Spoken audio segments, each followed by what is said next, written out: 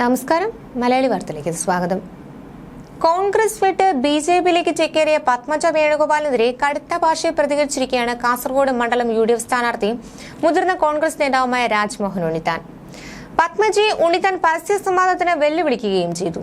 രാജ്മോഹൻ ഉണ്ണിത്താൻ ബിജെപിയിലേക്ക് വരുമെന്ന പത്മജയുടെ പ്രസ്താവനയാണ് അദ്ദേഹത്തെ ചൂടിപ്പിച്ചത്. 1973 മുതലുള്ള ചരിത്രം വിളിച്ചു പറയും. രാജ്മോഹൻ ഉണ്ണിത്താൻ തുറന്നു പറയാൻ തുടങ്ങിയാൽ പത്മജ പുറത്തിറങ്ങി നടക്കില്ല. സ്ഥലവും സമയം തീരുമാനിക്കണമെന്നും ഉണ്ണിത്താൻ അറിയിച്ചു. എന്റെ അച്ഛൻ കരുണാകരനല്ലെന്നും ഉണ്ണിത്താൻ പറയുകയുണ്ടായി. പത്മജ വേണുഗോപാൽ ബിജെപിയിൽ പോയതിനു പിന്നാലെ കരുണാകരന്റെ മകൾ എന്ന ലേബലിനെ ചൊല്ലി നിരന്തരം കോൺഗ്രസ് നേതാക്കളും പത്മജയും തമ്മിൽ കലഹം തുടരുന്നതിനിടെയാണ് ഉണ്ണിത്താന്റെ രംഗപ്രവേശനം. നേരത്തെ തിരഞ്ഞെടുപ്പ് കഴിഞ്ഞാൽ ആദ്യം കോൺഗ്രസ് വിടുക രാജ്മോഹൻ ഉണ്ണിത്താൻ ആയിരിക്കുമെന്ന് പത്മജ പറഞ്ഞിരുന്നു. ഇതിന് മറുപടിയായാണ് ഉണ്ണിത്താന്റെ പ്രതികരണം. രാജ്മോഹൻ ഉണ്ണിത്താൻ ആരൊക്കെയായി ചർച്ച നടത്തിയെന്ന് തനിക്കറിയാമെന്ന് പത്മജ വേണുഗോപാൽ ആരോപിച്ചിരുന്നു.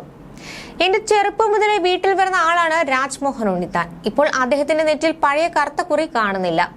കാസർഗോഡ് എത്തിയപ്പോൾ പേര് മാറ്റിയെന്നാണ് കേട്ടത്.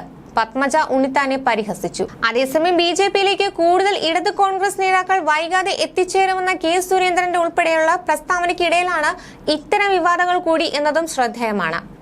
അതൃപ്തിയുള്ള നിരവധി നേതാക്കളുമായി തങ്ങൾ ചർച്ച നടത്തിയെന്നും അതിൽ ഒരുപാട് പേർ പാർട്ടി വിട്ട് വൈകാതെ ബിജെപിയിലേക്ക് വരുമെന്നും പ്രതീക്ഷിക്കാത്ത ആളുകളും അതിൽ ഉണ്ടാകുമെന്നും അദ്ദേഹം അറിയിച്ചു. ഇതിനിടെ മുതിർന്ന CPM നേതാവ് EP ജയരാജനും ഇത്തരമൊരു വിവാദത്തിൽപ്പെട്ടിരുന്നു. EP ബിജെപിയിലേക്ക് പോകും എന്ന കെ സുധാകരന്റെ പ്രസ്താവനയോടെയായിരുന്നു ഇതിന്റെ തുടക്കം. പിന്നാലെ ശോഭാ സുരേന്ദ്രൻ EPയുമായി ചർച്ച നടത്തിയെന്ന് പറഞ്ഞതോടെ CPM വെട്ടിലാവുകയായിരുന്നു. ഇതിനു പുറമെയാണ് കോൺഗ്രസിൽ നിന്നും കൂടുതൽ നേതാക്കൾ ബിജെപിയിൽ എത്തുമെന്ന പ്രചാരണം ശക്തമാവുന്നത്. അതേസമയം EP ജയരാജൻ ബിജെപിയിൽ പോകുമെന്നത് പച്ചനുണയെന്ന് MV ജയരാജന്റെ പ്രതികരണം വന്നു. EP പ്രകാശ് ജാവേദ്കർ കൂടിക്കാഴ്ചയിലെ നിലപാട് മുഖ്യമന്ത്രി വ്യക്തമാക്കി കഴിഞ്ഞുവെന്നും ജയരാജൻ പറഞ്ഞു.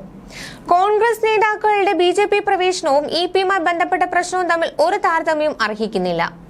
I will go with BJP എന്ന് KPCC പ്രസിഡന്റ് തന്നെയാണ് പറഞ്ഞത്. തെരഞ്ഞെടുപ്പിന്റെ പ്രാരംഭ പ്രവർത്തനങ്ങൾ നടക്കുമ്പോൾ കോൺഗ്രസിൽ നിന്ന് 39 പേരാണ് പോയത്. കേരളത്തിന്റെ തെരഞ്ഞെടുപ്പിന്റെ ദിവസങ്ങൾ അടുത്തു വന്നപ്പോൾ 2 പേർ കൂടി പോയി. ഇതൊക്കെ മറച്ചു പിടിക്കാനുള്ള നീക്കമാണ് നടക്കുന്നത്. കേരളത്തിലെ കോൺഗ്രസ് ആകെ BJP മുന്നണിയിൽ ചേരാൻ പുതിയൊരു പാർട്ടി ഉണ്ടാക്കുന്നുവെന്ന വിവരവും പുറത്തുവന്നെന്ന് ജയരാജൻ പറഞ്ഞു. EP വിഷയത്തിൽ പാർട്ടി നിലപാട് PP അംഗം കൂടിയായി മുഖ്യമന്ത്രി പറഞ്ഞത് തന്നെയാണെന്നും അദ്ദേഹം കൂട്ടിച്ചേർത്തു. TG നന്ദകുമാർ തട്ടിപ്പുകാരനാണ്, ഫ്രോഡ് തന്നെ, അത് സംശയമില്ല. അന്തർധാര BJPയും കോൺഗ്രസും തമ്മിലാണ്. ശോഭാ സുരേന്ദ്രൻ പറഞ്ഞതുകൊണ്ട് കെ സുധാകരൻ പറയുന്നത്, മറ്റാരും പറഞ്ഞിട്ടില്ല. ഇത് പരിശോധിച്ചാൽ അന്തർധാര സുധാകരന്റെ പാർട്ടിയും ശോഭാ സുരേന്ദ്രന്റെ പാർട്ടിയും തമ്മിലാണെന്നും ജയരാജൻ പറഞ്ഞു. അതേസമയം UDF കേന്ദ്രങ്ങളിൽ പോളിംഗ് കുറഞ്ഞുവെന്നും LDFന് കൂടിയെന്നും ജയരാജൻ പറഞ്ഞു. സംഘടനാ മിഷനറി ശക്തമായിരുന്നു. കുറഞ്ഞതും കൂടിയതും പ്രതികൂലമായി ബാധിക്കേണ്ട കാര്യമില്ല എന്നും അദ്ദേഹം പറയുന്നു. ന്യൂസ് ഡെസ്ക് മലയാളി വാർത്ത.